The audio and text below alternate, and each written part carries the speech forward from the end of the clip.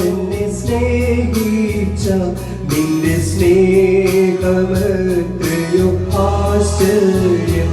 നിന്റെ പാവശാപങ്ങൾ നീക്കിയും ജീവനാൽ എന്നെ നിറച്ചല്ലോ. എന്റെ ആയുസ്സിൻ ദിനമൊക്കെയും നിന്നെ മാത്രം ഞാൻ സേവിക്കും. എന്റെ പ്രാണനായകനേശുവേ, നിന്റെ സ്നേഹം എനിക്ക്. ദൈവനാമത്തിന് മഹത്വമുണ്ടാകട്ടെ. ഇന്നത്തെ പ്രഭാത ധ്യാനത്തിനായി 32-ാം സങ്കീർത്തനം 8-ാം വാക്യം.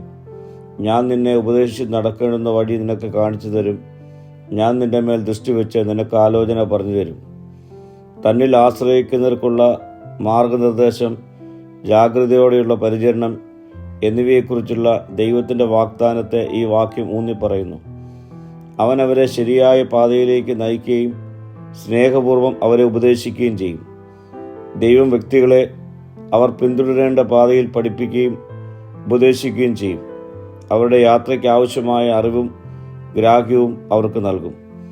ദൈവത്തിൻ്റെ മാർഗനിർദ്ദേശം വെറും ഒരു പൊതുവായ ദിശയല്ല, മറിച്ച് അവിടെ മേൽ അവൻ്റെ ശ്രദ്ധയോടുകൂടിയുള്ള വ്യക്തിപരമായ ഉപദേശമാണ്. ഈ വാക്യത്തിലൂടെ ദൈവിക മാർഗനിർദ്ദേശവും ഉറപ്പും വാഗ്ദാനം ചെയ്യുന്നുണ്ട്. ദൈവത്തിൻ്റെ മാർഗനിർദ്ദേശം നേടുന്നവർക്കും അവൻ്റെ കരുതലും പിന്തുണയും ഈ വാക്യത്തിൽ ഊന്നിപ്പറയുന്നു.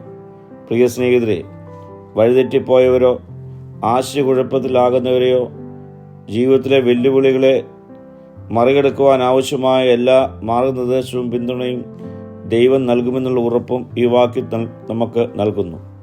പ്രാർത്ഥിക്കാം. കർത്താവേ, പോകൊണ്ടുന്ന വഴി എന്നെ നിരന്തരം കാണിച്ച് വഴി നടത്തണമേ. മഹത്വം നീ എടുക്കണം. യേശുവിൻ്റെ നാമത്തിൽ തന്നെ. ആമീൻ.